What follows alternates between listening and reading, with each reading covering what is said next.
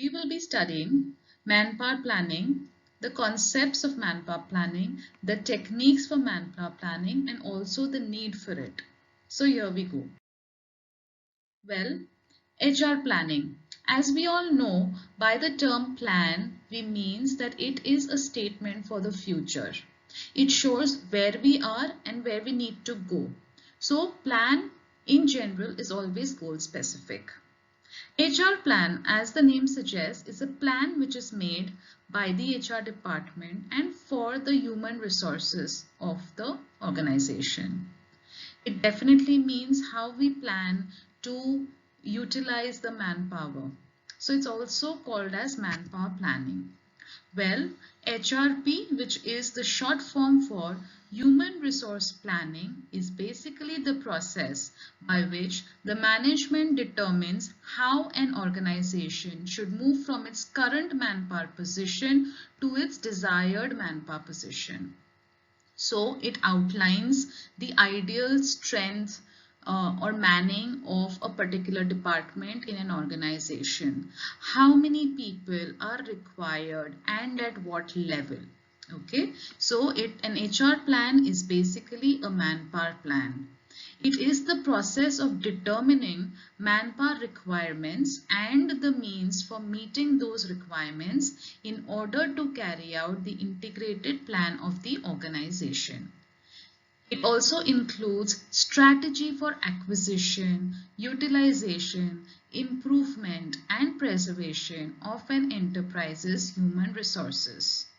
What we're trying to say here is that once we make a plan, we have to outline how many people are required, where all in the organization they are required, what are the qualities that we require in them, how do we go about attaining these people in the organization. Moving further, the HRP also relates to establishing job specifications, which is the qualities and the traits that are required in the individual for a particular position. It also determines the number of personnel which are required and developing sources of manpower.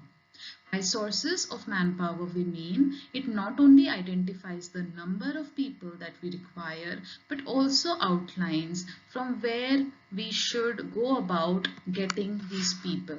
So it's a plan in total about the estimated manpower required, about the qualifications, about how we go about getting people on board.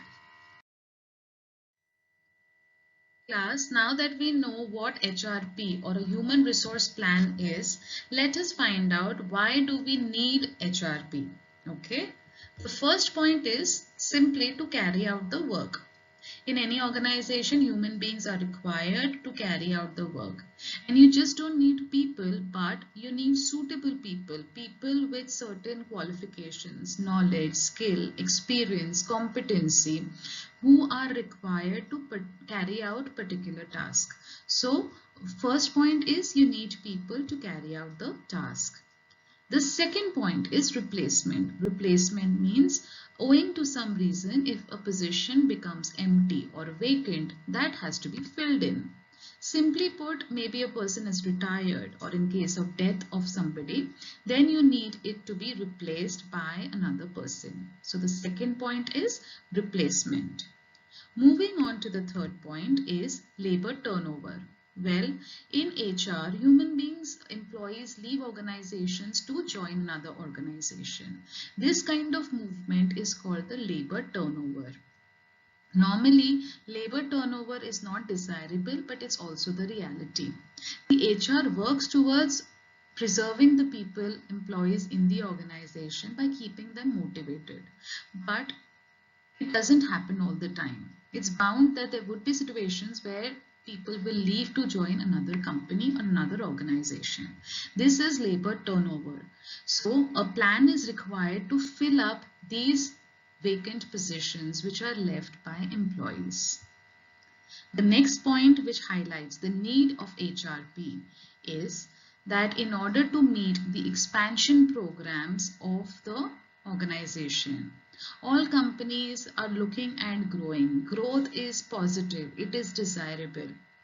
Once the company is growing, it will also have growing demand on people, on employees to do various jobs. Yes, so whenever companies are growing, expanding, there is a plan to be made for human resources as well. Match labor fitment. Well, we've spoken in the first point. It's not just about getting people, but it is also about getting the right fit of people. The nature of the present workforce in relation to the changing needs also facilitates recruitment of new labor. Okay, this could be to probably meet technological changes, for example. Yes, so whenever there is something new which is coming in the market, if it requires new skills, then you probably need to recruit those kind of people to carry out those tasks. So you have to ensure that you're getting people for the specialized tasks that are being incorporated into a business. For example, in a university, you probably don't need IT support as much. But now that we see with lockdown, everything is getting electronic, including education. And there is a need for more and more IT people, IT backup to provide that kind of technical support to the university.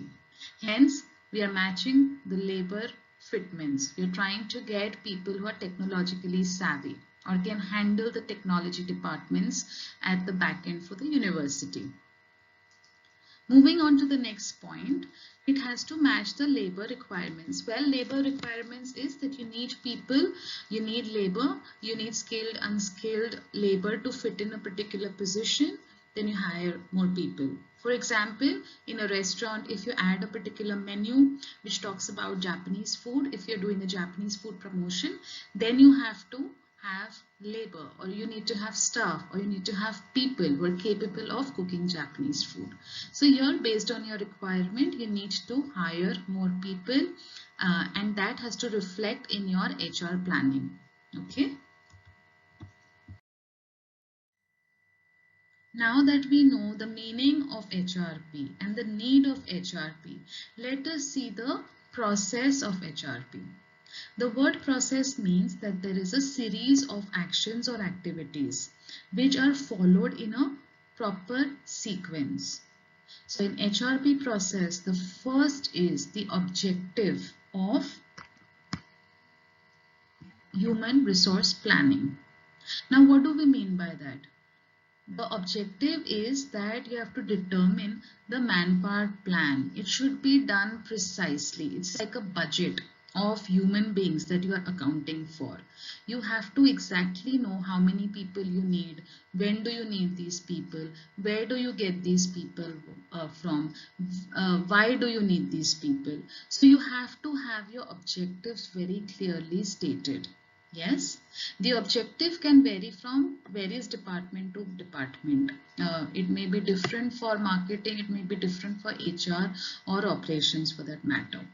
Now, to give you an example, if you're a hotel and if you're trying to open a Japanese restaurant, then what is your objective of HRP? The objective is to provide suitable manpower to operate a specialized Japanese restaurant which consists of the kitchen and restaurant.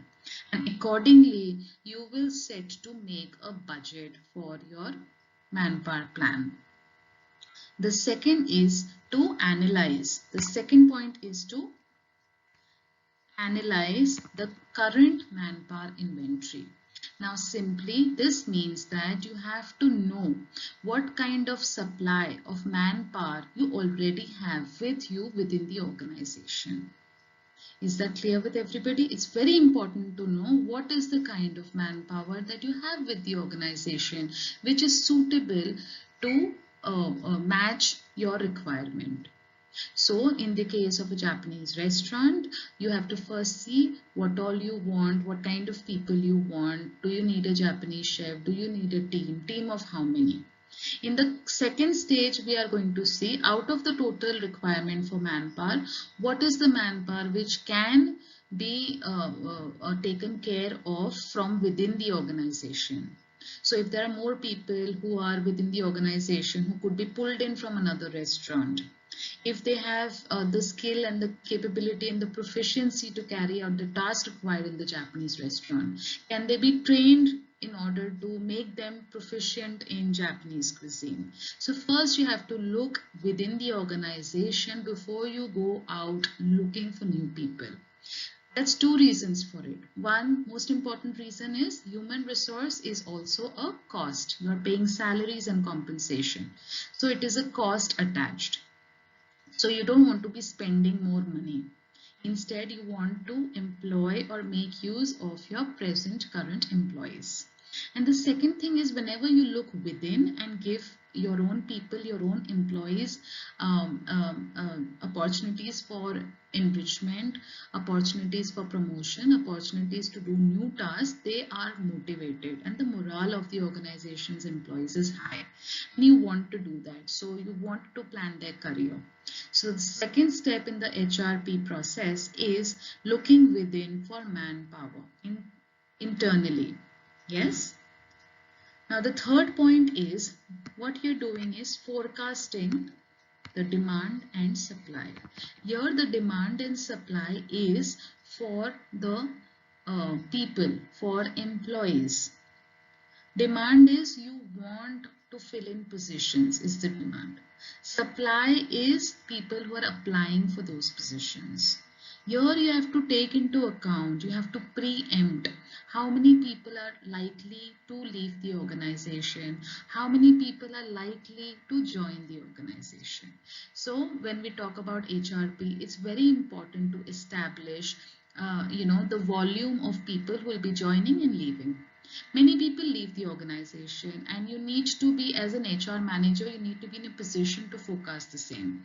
Based on your historical records, based on your experience, based on your figures of the previous years, you'll be able to forecast the number of people who typically leave, which department do they leave, what is the average time that they spend before they leave.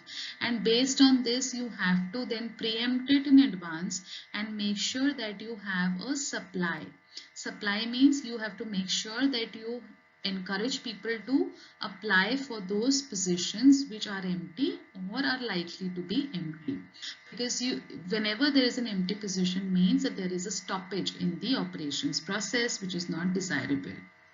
Here the required skills of personnel for a particular job also have to be matched towards the job description and specification. So forecasting demand, how many vacancies are likely to happen, and also backing it with a supply of people applying for those positions is very important, and that's the responsibility and the plan of the HR manager. The next is to analyze the manpower gaps. So these are the gaps. Now what do we mean by the manpower gaps? Well, after forecasting the demand and supply, the manpower gaps can be evaluated. In case the demand is more than the supply of people, that means there is a deficit. So whenever there are people who are leaving the organization, but you don't have anyone who's applying for the organization, or even if you have people applying but you're not getting a right fit for the organization and the position is left empty or vacant, leads to something called the manpower gap. On the other hand, if the demand is less than the supply, which means that the person's not left the organization, but there are many people who are giving you applying with the organization for a particular position, then it leads to surplus or excess in the human resources. And during these times, sometimes employees maybe have to be removed, or they have to be withdrawn from their current position. This is also seen in case of downsizing. When a company is not expanding, it's not doing well, it has to in fact partly close a part of its business. In such cases, there is an excess manpower. And what you have to do, and these are tough decisions for HR, you might have to terminate people, lay them off, give them voluntary retirement, probably transfer them elsewhere, which also, and in IT it's very common, you have them to sit on the bench till a new project comes in. So manpower gap is basically, it could be either a deficit of demand for people, or it could be the other way around. So you have to then analyze what is the gap. Once you have done that, then you have to make an action plan. Now this action plan is called as the employee plan. Now the action plan is formulated according to, if it's a deficit, then the company might either go for recruitment or training or interdepartmental transfer in order to plug in for that deficit. In case there is a surplus of employees, then you will have to accordingly decide. As discussed earlier, you may want to give them voluntary requirement, have them to sit on the bench, have them on standby, probably transfer them or deploy them elsewhere. So an employee plan depends on if you have excessive employees or if you have falling short of employees. Okay. Now the next step for the human resource planning is training. It's important that you get the right set of people to join the job as per the specifications of the job that are outlined. After the employment plan, the training programs are also required to be conducted. For new employees, you may have orientation and induction, and for old employees, you may want to do refresher courses to have them update with the current needs and skills of the job. So training and development also is a continuous process which is part of the HR plan. And lastly, HR plan, you have the appraisal. Appraisal means finally you have people, you have the right fit of people, you have plugged in all the positions, you have trained them to do their job, you have given it everything. Now you want to monitor your manpower. So the last point is the appraisal, or you have to evaluate the employees. It's a formal process that happens at the end of the year, but nowadays the trend is to appraise people on the job throughout the year. So appraisal is when you are evaluating the performance of the employee, and based on the performance, feedback is given, and based on the feedback, the employee has to either improve himself or continue doing good work if it is satisfactory. So hence HR planning is a continuous process. So it's a cycle which continues. It begins with the objectives of HR and ends with the appraisal or feedback and control of the entire planning process. With this, we come to the end of the first module of chapter 2. Here we spoke about human resource plan. We touched upon the meaning of HRP, the need for HRP, and the HRP process. Thank you and see you soon.